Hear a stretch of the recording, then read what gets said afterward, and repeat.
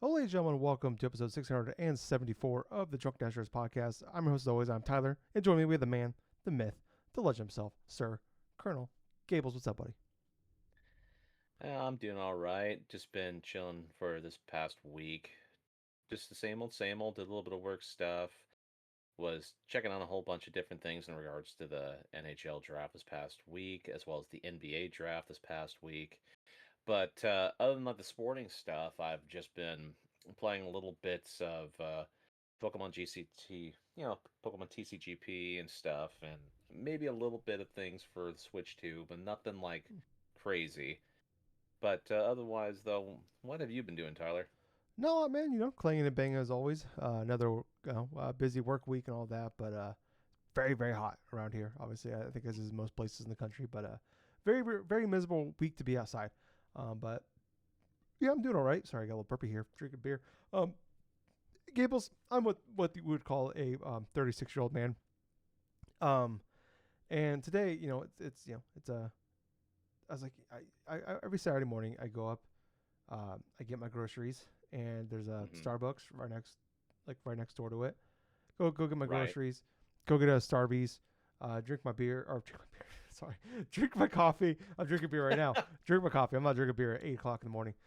Drink my coffee, and usually like I'm at the point where caffeine where I'm just drinking it to just not feel like totally brain dead.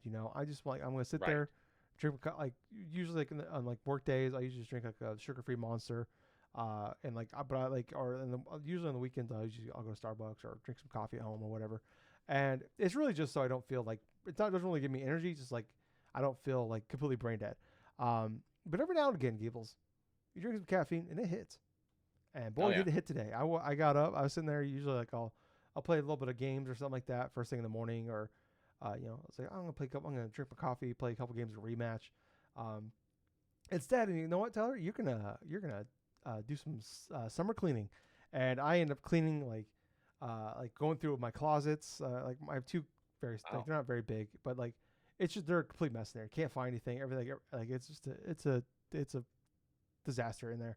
So I went through and I'm like I usually always kind of clean it up like every like winter time and springtime I'll like get everything out like all my winter clothes out and then I'll put all the winter in springtime I'll get all the spring clothes out and I'll kind of clean it there but really I'm just kind of moving shit around just kind of pushing shit in the back and I'm like Tyler like just quit being a little bit of a hoarder and just start throwing shit away that like these clothes that haven't fit you in like 5 years you're never gonna lose that weight, Tyler. Just throw them away, So, or some old like hoodies and shit like that, or whatever things I haven't worn forever. I started just throwing shit away, and I'm like, all right, I need to like. So I started just like I threw away like 6 bags of trash today, of just going through wow. and throwing away stuff. And I have this little drawer here for my computer desk, Uh-huh. and I knew it was here, Gables. I knew what I needed was there because like, all right, I'm getting laid off in September. I'm gonna need my social security card. So I'm like, I Yeah. better just like make sure I have that just to be safe. But like I knew it was in this drawer here. And Gables, let me tell you, I started just throwing shit away, and I'm really Uh-huh. glad I went through this. I'm a 36-year-old man, and I found today my social security card in a stack of Pokemon cards. Oh. A stack of Pokemon Yeah, I'm like, cards. man, I'm really glad I knew it was there, and like I just like didn't just like throw them away. I just have a stack of Pokemon cards from that like video we made like 4 months ago. That one day I will just put out. I don't know why I haven't done it yet. I just totally forgot I made it. The video of me opening Pokemon card packs, and there it was.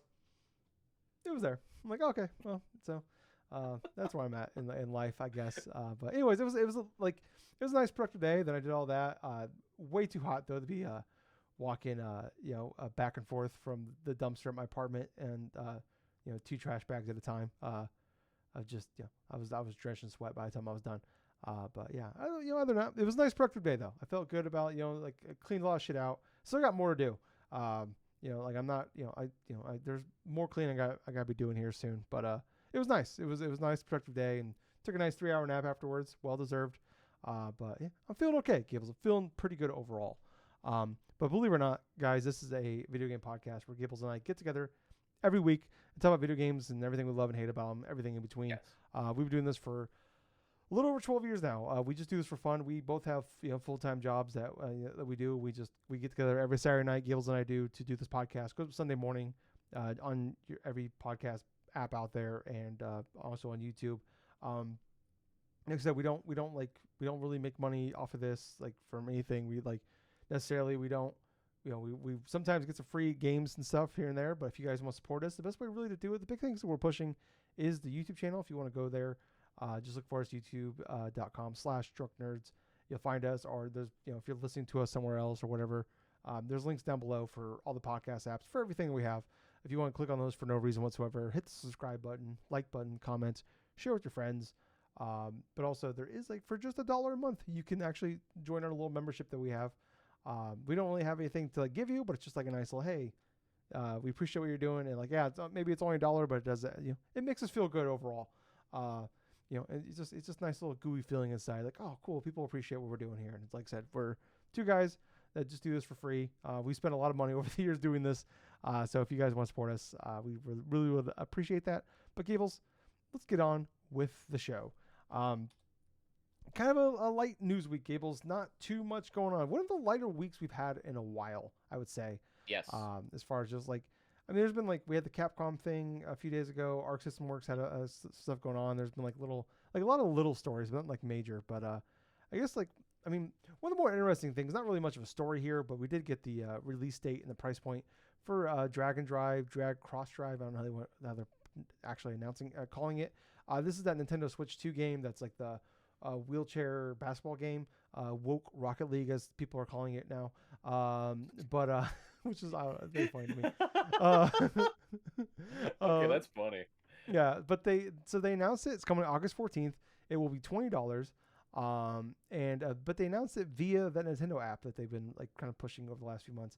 I guess a few questions, Gables. I mean, excitement for this game. Where you at on that? And then also just the way they announce it. How are you feeling about that?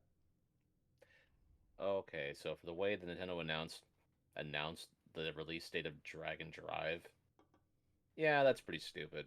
I'm not gonna be sugarcoating anything, because it's like if you're gonna be going through the release of a different game or something like that, I understand you want to release it on your app, but release it in your subsequent other platforms that you're on or something, and not just have people, oh hey, we'll just go onto the Nintendo app and we'll just be late what we just read onto the social media stuff in order for Yeah. people to find out. Nintendo being Nintendo.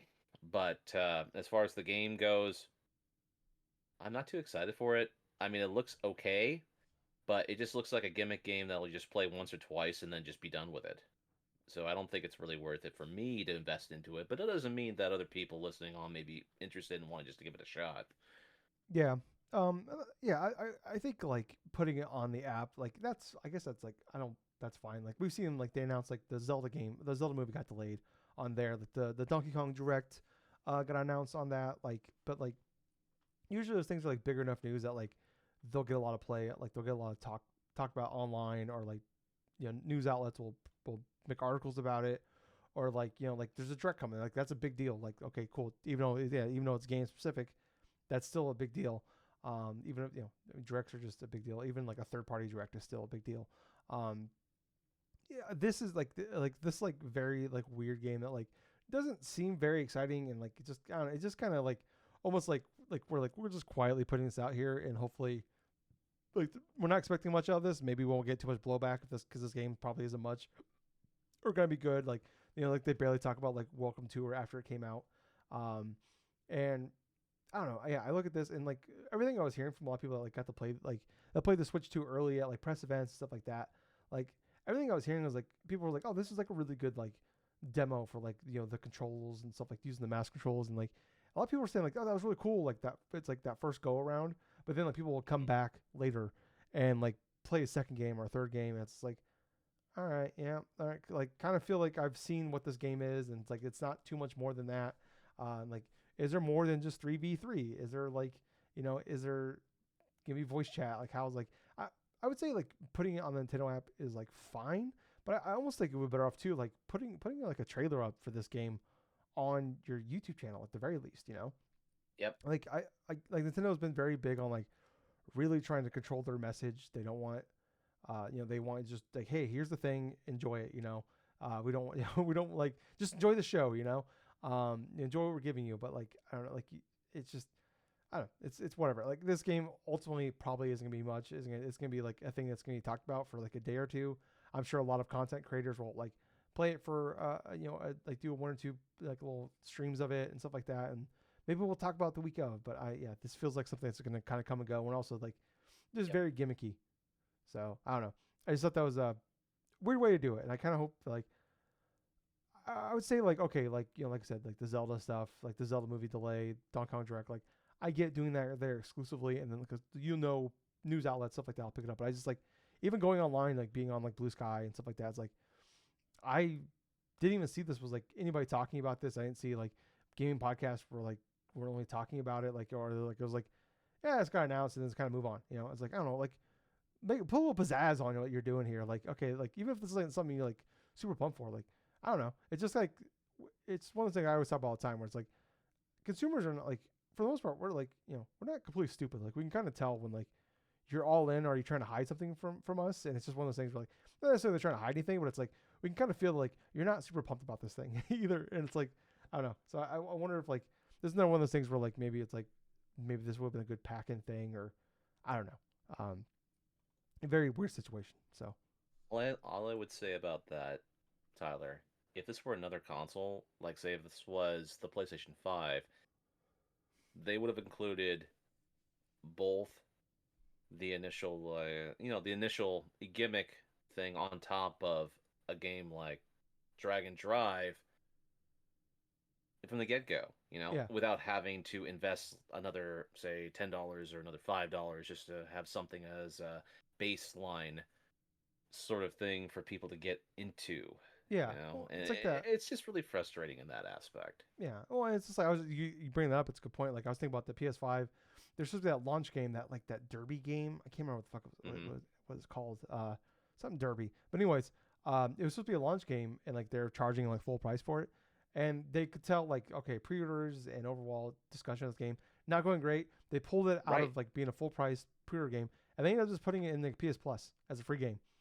And Yes, like they did. yeah, like that game was not great. It was middling at best, type of game, and like it like kind of was kind of what I think Dragon Drive would ultimately being. But I was like, I think the game had a better shot being a free PS Plus game than being like a full price or even like a $20 game. And it's like yeah, like it's something I talk about all the time. Like when like Xbox or PlayStation, not all the time. I'm not trying to praise these people over Nintendo or anything like that necessarily, but like when they do dumb shit and people are like hey like we've seen in the past where like Xbox tries to like increase the price of Xbox Live Gold, or we've seen like when Yes. PlayStation tried to take away like the free upgrade thing after they promised that they weren't going to charge $10 upgrade fees for some of these games, and then like the first like I think it was like Gran Turismo and Horizon they said these will be free upgrades, and they tried to like actually it's $10, and like we've seen like blowback. We're like okay you know what you're right, we'll go back, and it's like I'm not trying to praise them for like I'm praising them a little bit because they did the right thing, but it's also a shitty thing they were trying to do. But like Nintendo was like I've always thought about Nintendo would never do that. And it's like like Welcome Home, like World Tour was just like in their case that like they'd rather you know I don't know a million people buy that thing for $10 than 10 million people check this like thing out, and they'd rather have the like take a little bit of the blowback and get the $10 from you than and same thing with Dragon Drive like that. It's one of those things too where it's like we're so early in this console where like it's gonna sell way more units because it's like where people are gonna be so starved for content in August 20th for the Switch 2 that a lot of people will just buy it just because it's Nintendo putting a game out on their new console. Right. So Absolutely. yeah. So but moving on here, Gables. Kind of a sad story here. Not kind of a very sad story here. Jason Schreier is reported from Bloomberg that there'll be more layoffs from Microsoft on the Xbox side of things. I think the rumors are saying about 2,000 people from this time around. This will be the fourth round of layoffs from just the Xbox side alone. Um, Damn. since January of 2023. This will be the fourth round of layoffs. So, um, but less than like a little over 2 years. Ever since really ever since the Activision deal went through, they've been just doing cuts. And that doesn't include like Microsoft in general. Like, they've done I think close to a dozen rounds of layoffs in the last 2 years. Over I think it's like somewhere getting close to like 30,000 employees have been laid off from them over the last couple of years. The richest company in the world, worth over $3 trillion, needs to shave some money. But I don't know. I don't really know what, like, it's just when we keep seeing these layoff stories, and like I'm sure we're gonna talk about more next week. Um, but once we see the details, it sounds like Turn 10, who does the Forza Motorsports games, they are very concerned that it sounds like they're gonna get the blunt of this round of layoffs. But I don't know. It's just I don't get it. It's so frustrating. And it's so sad. It's like I don't know. It's what like we talk. I get so it's the thing that it just boils my blood when I see this. Like these gigantic corporations. I'm as somebody that's I'm not trying to garner sympathy here, but as a guy that works for a Fortune 100 company in the world that makes billions of dollars in profits every year, that's getting laid off in a few months, but along with thousands of other employees in September, um, you know, um, for nothing other than to make the shareholders happy and make the stock go up. Um, it's just frustrating, and yeah, just to see Xbox, it's just like they like okay, like I was never like pro, yeah, Xbox now owns Activision. Like but I was like, okay, Activision's trouble. They need like a change in leadership here. And like something majorly to change here. And it's like I don't know, like okay, maybe Xbox is like that white knight that they need. And it's like I don't know, doesn't feel great. Like I guess we're getting Tony Hawk, which is nice for as a consumer. We're potentially getting another platformer game, either Spyro or Crash, sometime next year maybe. Um, but I would say like if you're like we've seen multiple studio closures. Uh, Over 10,000 employees laid off from the Xbox side alone. Looks like to be about when this round of layoffs done. It's just like I don't know. I don't understand it, Gables. I don't get it. I don't know what else to add at this point. Honestly, it doesn't surprise me that Microsoft is doing more layoffs. It continues to trend ever so much in the video game industry in massive amount of layoffs, different positions, saving money, shaving things here and there. It doesn't make sense for a lot of these companies that have a lot of money like Microsoft, but at the same time, no matter how you shape it, a lot of good people will be losing jobs, some of which may never go back into the actual gaming industry themselves because of how combustible it is currently at this state, and who knows what may lead to the future, but hopefully hopefully this leads to a bunch of people finding like different jobs like sometime soon. Mm. I mean, I'm want to be fairly hopeful and stuff. I don't cheer for a lot of these different job layoffs or this or that. I mean, that's just stupid. At the same point though, when it comes to Microsoft stuff, I can just speculate maybe redundancy of certain positions because the acquisition of Activision Blizzard and whatnot. But other than that, though, I mean, it just sucks all the way around. Yeah, yeah, no, it does. Yeah, it's just like you think the redundancy thing with like, all right, you get like you knew that was coming, like we knew that was coming, way out. But like it does suck that like you think they would have got that done already, and it's just like it's just more rounds of layoffs. And it's like I said, multiple like the thing we talk about all the time is like, man, all these games are taking longer and longer, and you need more and more people to make these things. And it's just like we keep getting rid of the people that make the things that make money. Um, and I don't get it. It's okay, like people say, well, Game Pass maybe wasn't the brightest idea, but like what sucks is like this isn't the fault of these people here, and it's also your for a company that's like will be like ultimately like how much of a difference does it make in the bottom line of Microsoft to have these people? At the end of the day, I'm not saying you just employ a bunch of people just for to be nice, but it's like I don't know, like like did these people put out bad things? It's like okay, Turn 10 like put out Forza Motorsports that like reviewed well and did fine. Like I don't know. I guess it's one of those things where like maybe the Forza Horizon things is just like people are like that so much. That one kind of is more mainstream now than motorsports at this point. Where that one's more kind of a niche game, but I don't know. It doesn't make sense to me. I guess I've seen people bring up the fact that like Kickstarter is kind of blown up a little bit again with like game development again, where I think a lot of that is the fact that like you see, where for a long time people were like wanting to invest in games because that they saw as a growing major growing market, and so they didn't have to go to Kickstarter because they were able to find money a little more easily to make their smaller games.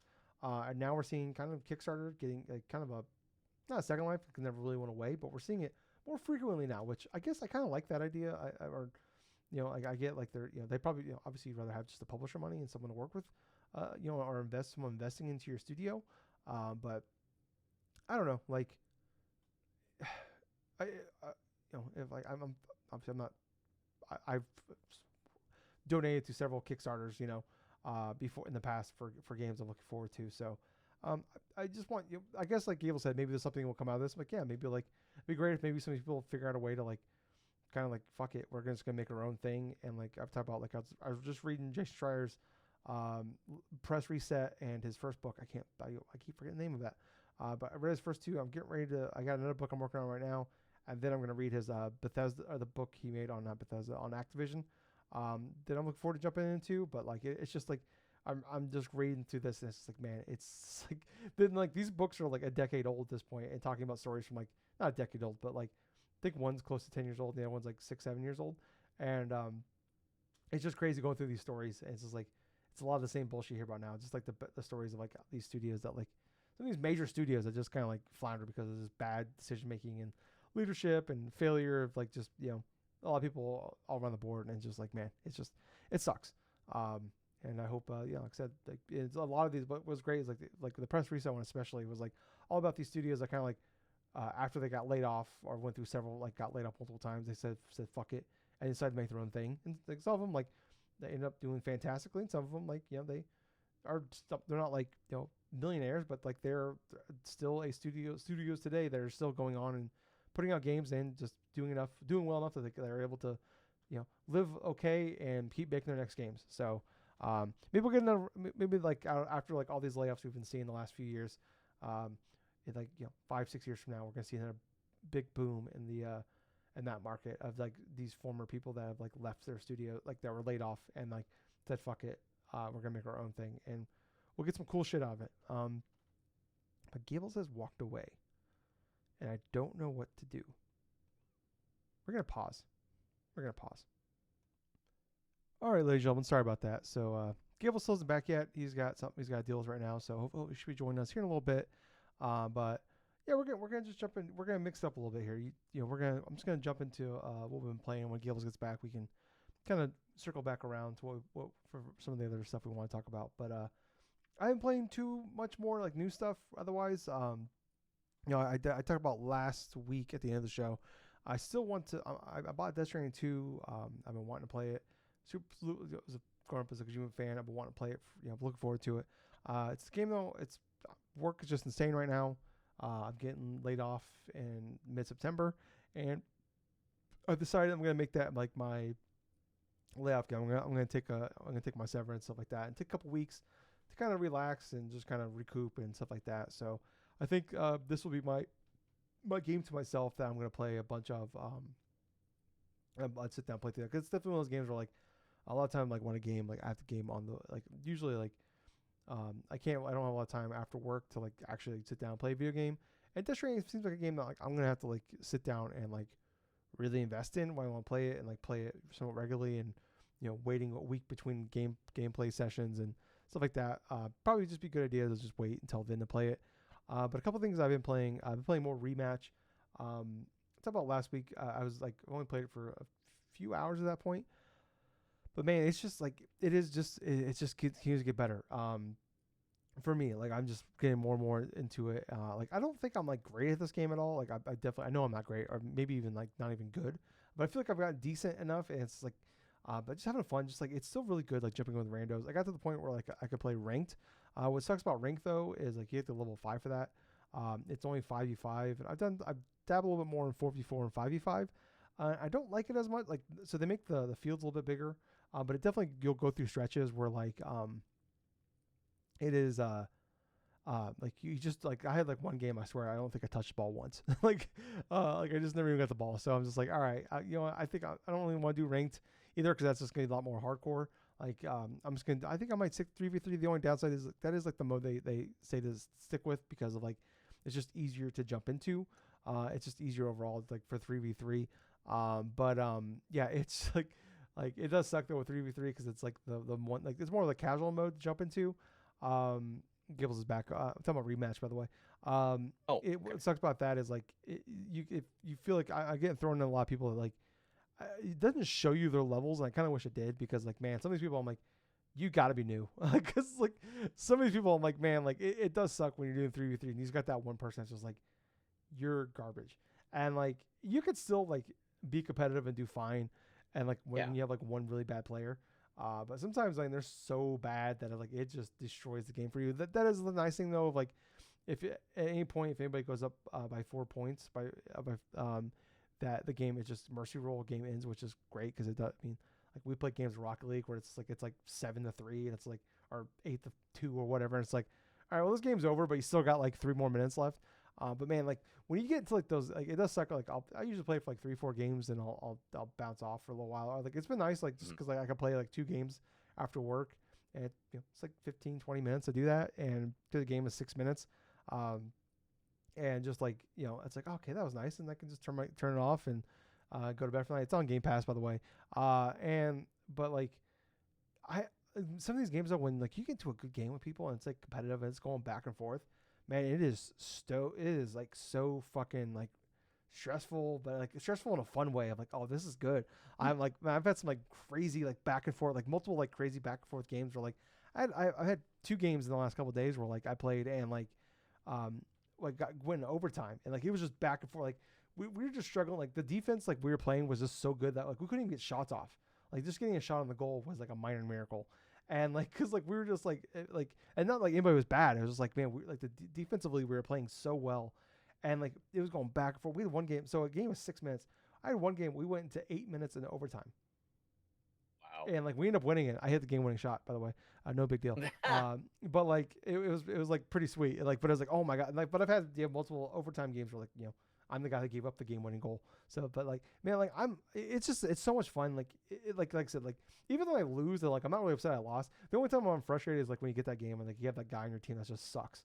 It's like, oh god, this guy. Or like you get like, I swear to God, some of these games like it's like this. I hope to God this is a child. Because like they're just like spamming, like you can hit the R3 button, and like here like like letting pass you the ball or whatever. And like I had like a couple of games where like these people are just spamming that button. The second you get the ball here, and you look over and there's like they're covered or they're like way the fuck over there. And it's just like no, dude, I'm not gonna just like. And like you have some people that, like they're like Carmelo Anthony out there, like they are not playing defense. They just want the ball.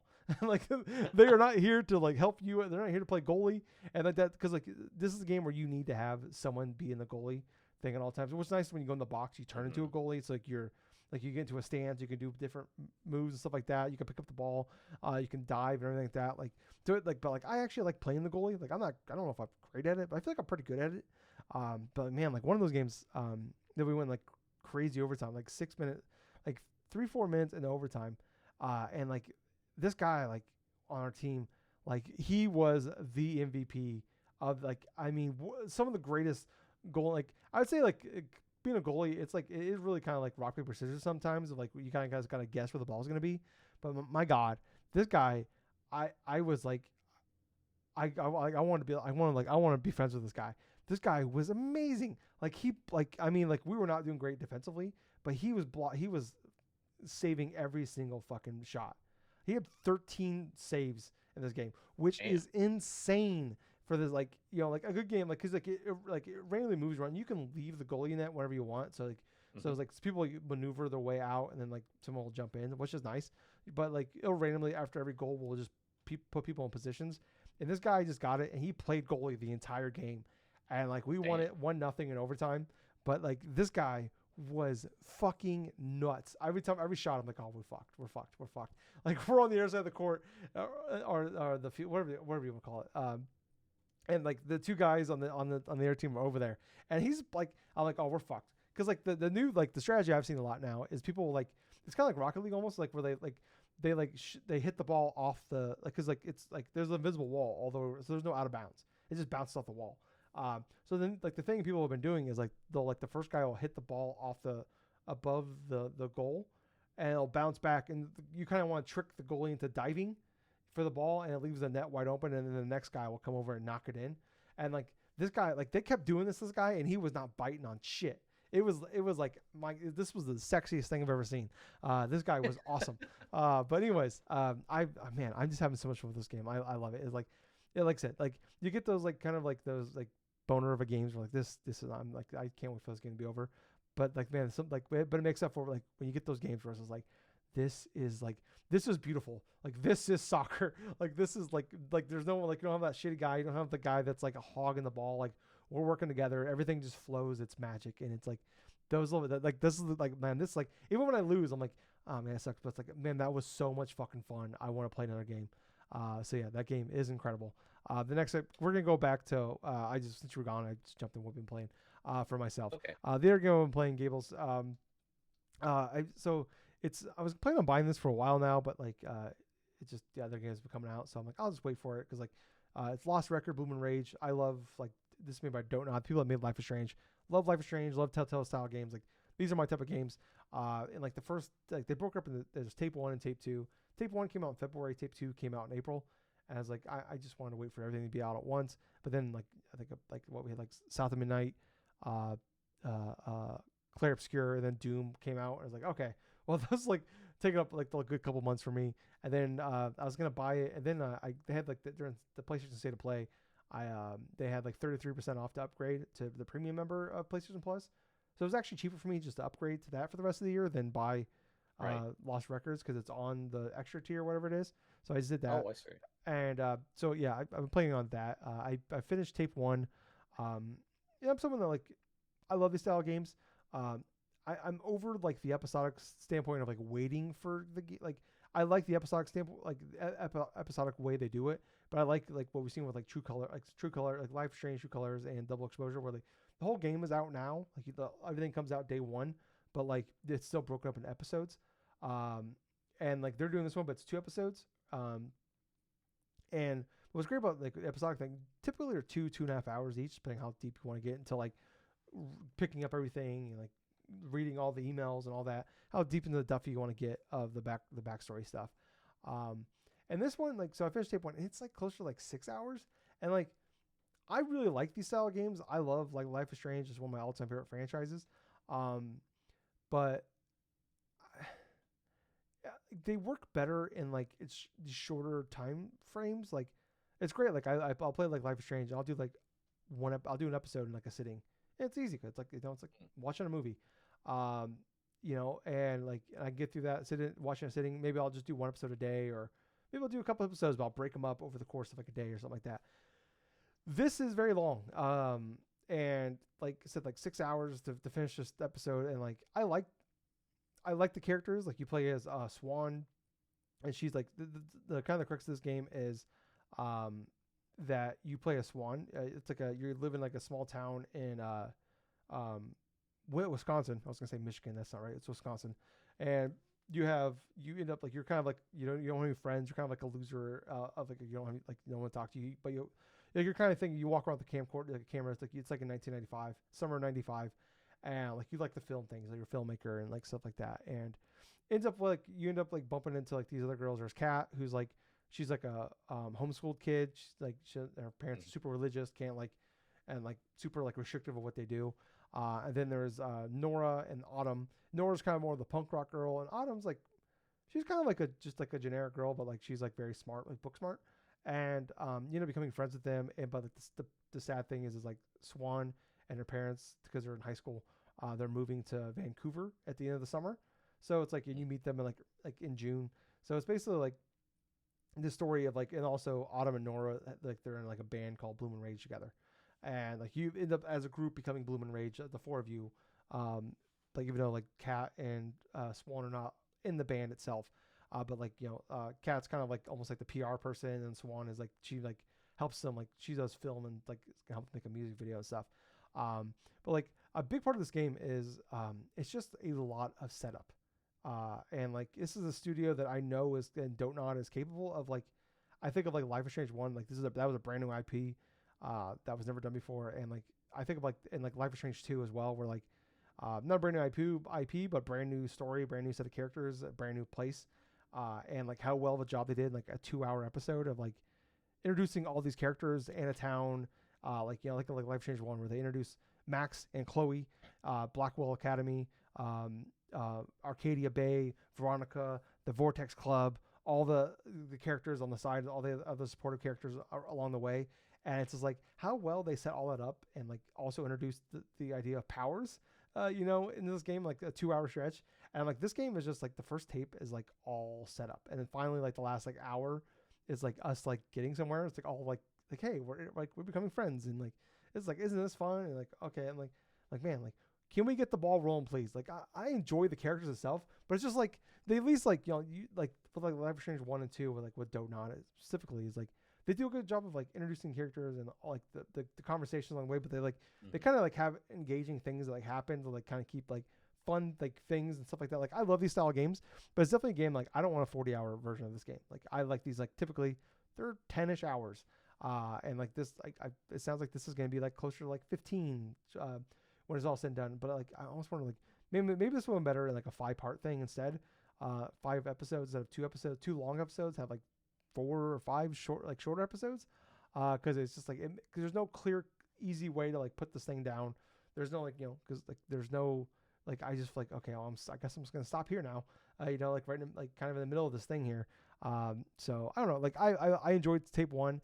They leave it on a little bit of a cliffhanger with like tape one, and like I liked where it was going and ending, and like also like the big thing of it. It's kind of like it where like you're jumping between like modern day, like now they're in like their early 40s, and like they're getting back together because of a promise they made.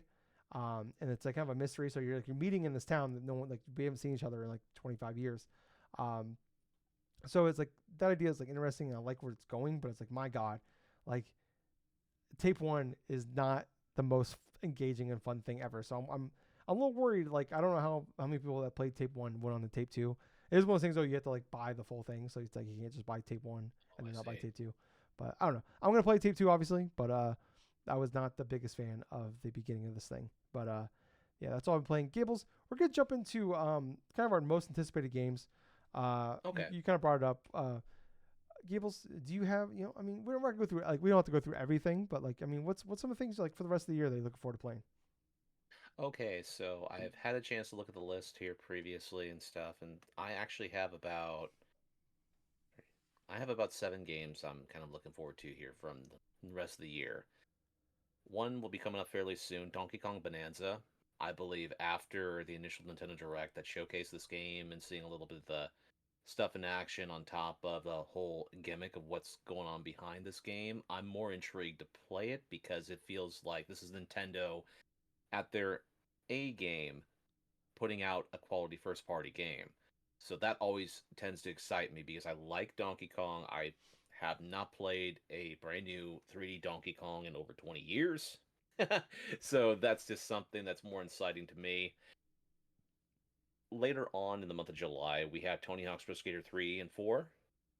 Obviously, I have huge nostalgia for both Tony Hawk's 3 and 4 because I played both of them through on GameCube and then years later on PS2. I like the various levels, the various skaters that were unlockable at the time. Fairly curious to see how the remastered version of both of these games are going to turn out.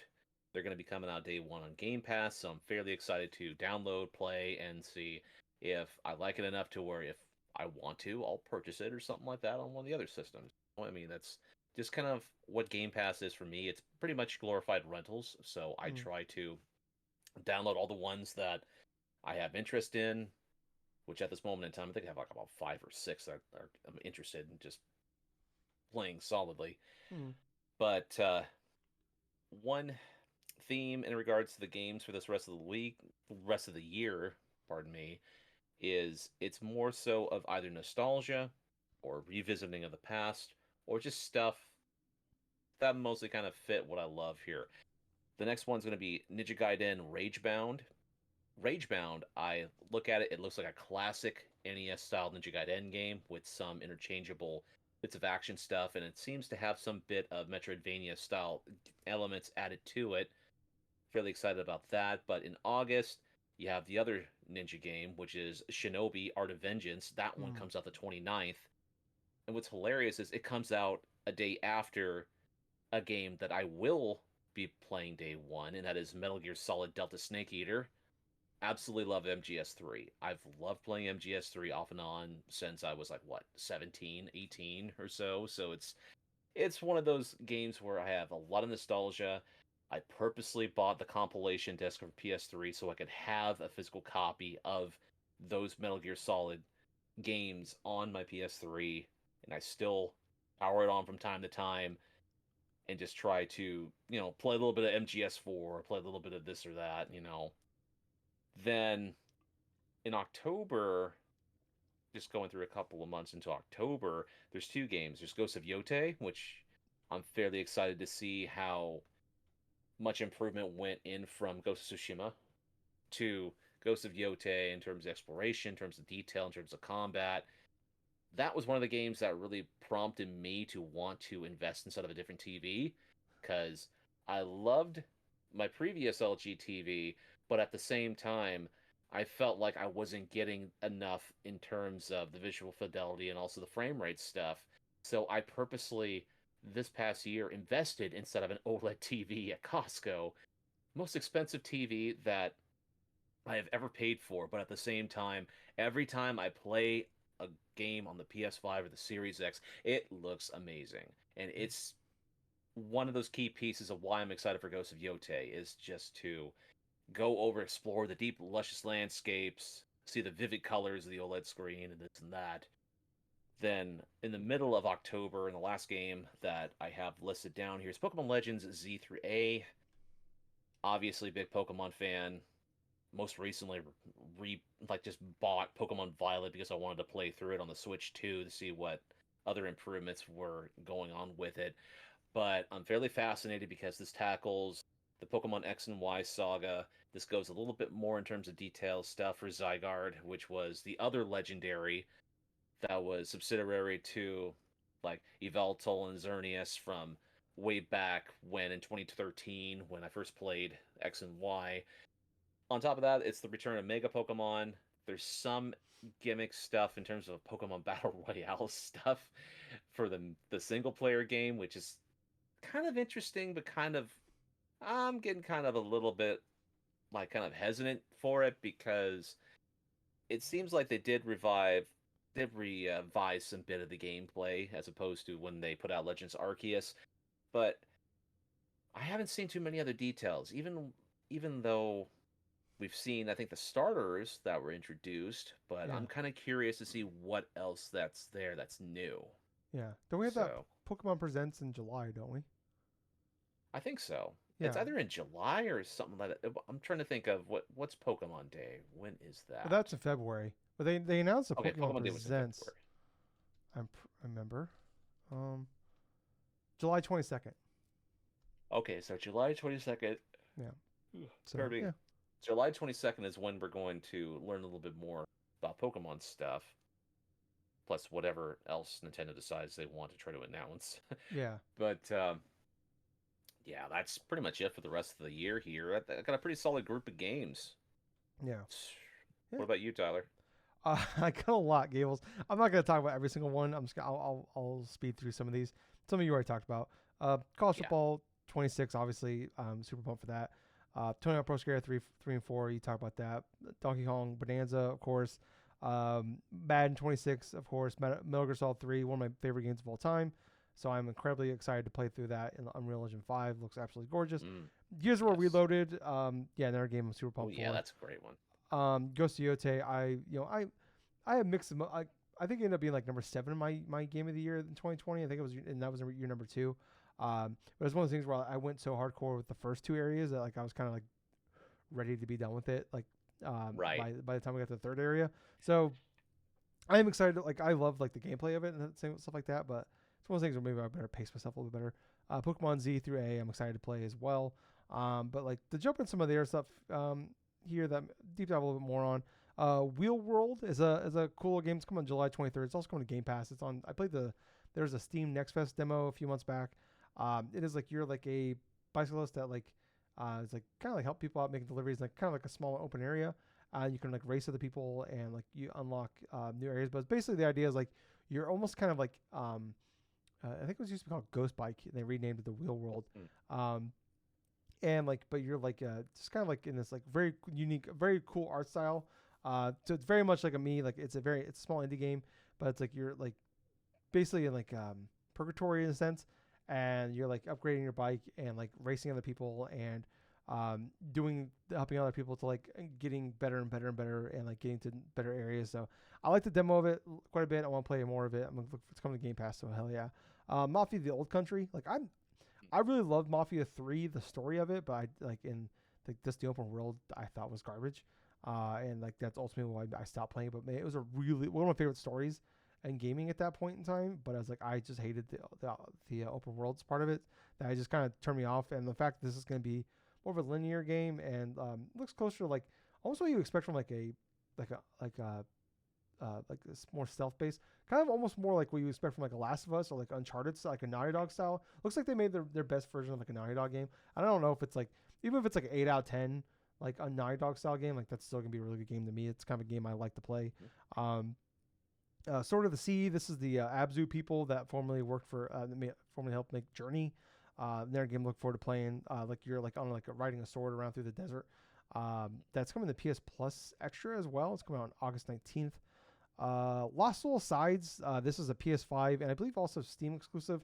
But this is coming out August 29th. It was supposed to come out the same day as Elden Ring Night Rain, and they delayed it. I don't know if delaying it to August 29th was the best idea because there's a lot of shit coming out in that time frame as well.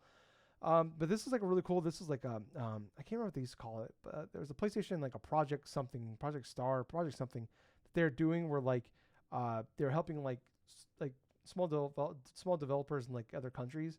I think they have something with China. This one is based off India, but it's like a character action game, something similar to like like what you expect out of Platinum. That they revealed this at the State of Play.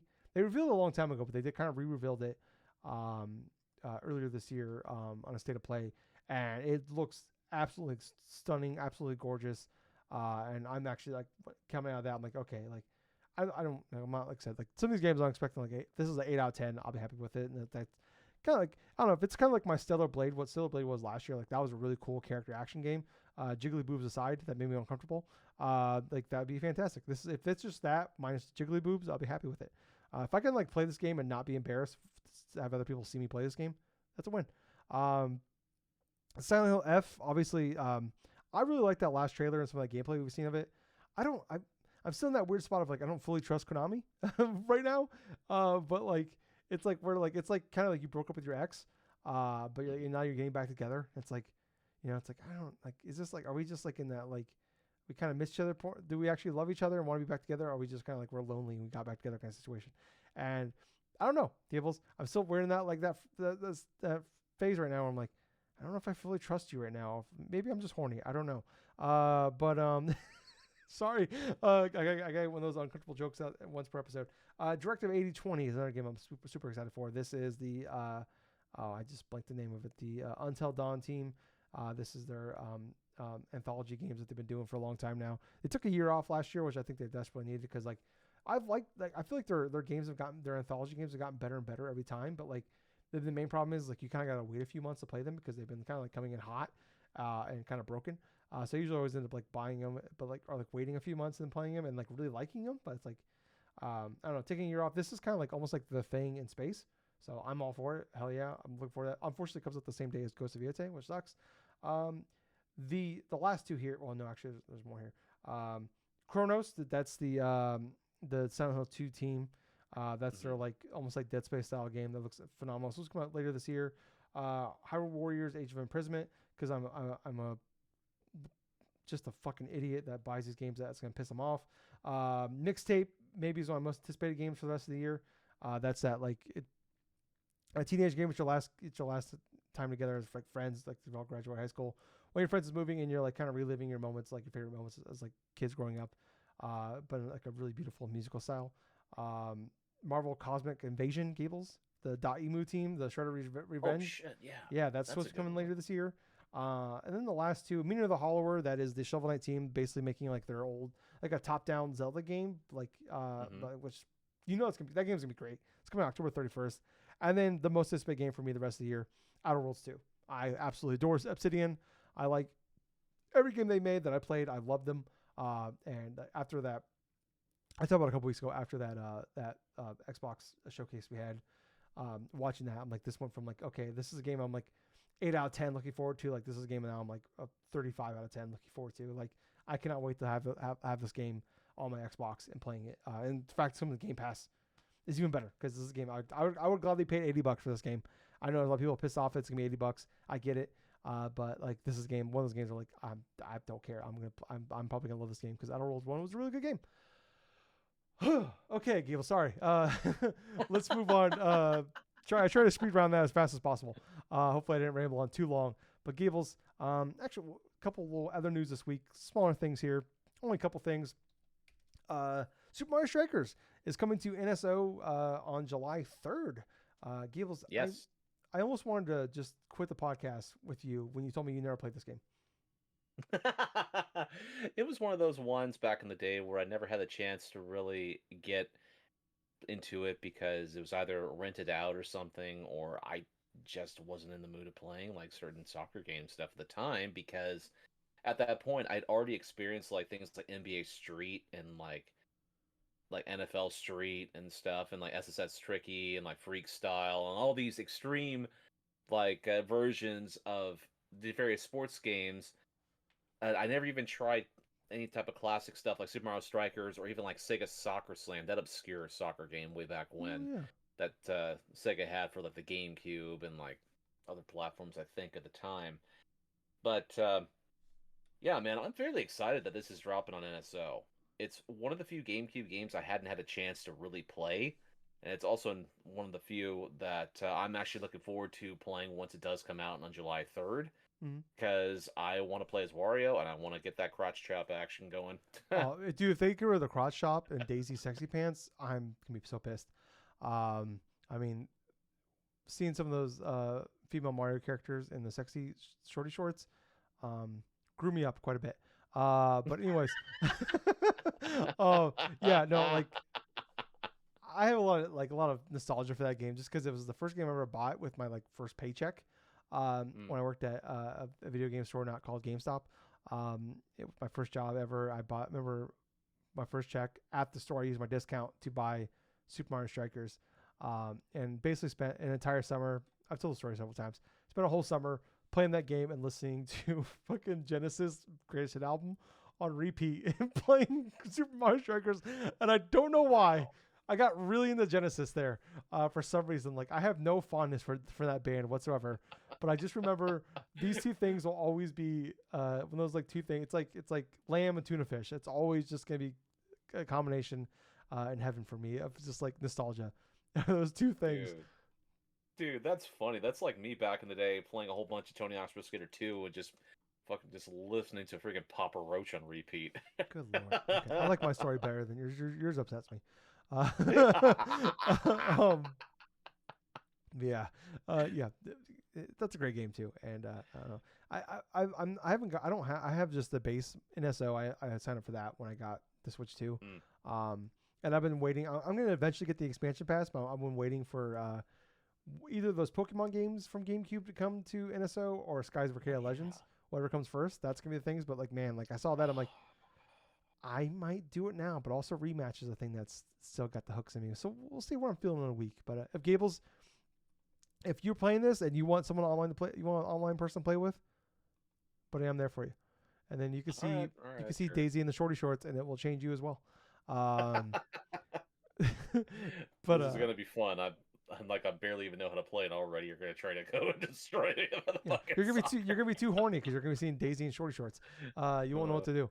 But last but not least here, Hellblade 2 is coming to PS5 on August 12th. So their game, I really like the game. I didn't nowhere near as good as Hellblade 1, but still a really good game. Absolutely gorgeous game. I hope people play it more and hope that team is doing well. But Gables, that's pretty much all for news this week. Let me know. Yeah. Tell me what you've been playing, buddy. All right, so there's a couple different things that I have been playing this week. This past week marked another release in TCGP in terms of another booster thing that came out. The previous one that had been going on for last month was had to do with the Ultra Beast stuff, so more of like generation I want to say 8 style Pokemon and stuff. So a lot of those cards have been going around like inside the metagame there for like say with Buzzwole and like freaking Guzzlord and stuff. But this new one has to actually revolves around the evolutions. So It's fairly interesting because you have all sorts of various support deck stuff going on in regard to like specific evolution stuff, like say with Jolteon, Sylveon, like Vaporeon and stuff.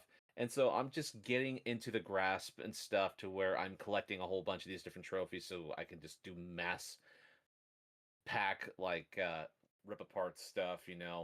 And it's been fun because I have gotten like at least a few decent cards. I actually got Dragonite in this newest set. It's requires like three different types of energy to use its attack. It's This is so crazy. This is a dragon type, right? It has a one attack. It's for 180 damage.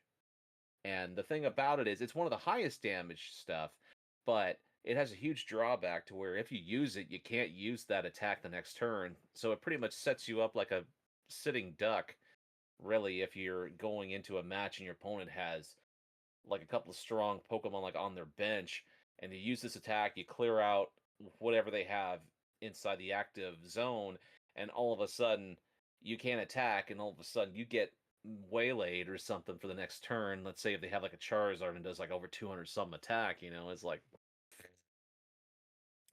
But other than like Pokemon TCGP, I did play a little bit more of Pokemon Violet this past week. I'm actually really do liking the improvements though for the performance because other than like a few hitches like I did mention last week, I've just started really getting back into trying to play little bits of the Pokemon game stuff. I have constructed a team to where I actually feel like early on I want to just go with this for the rest of the rest of the playthrough.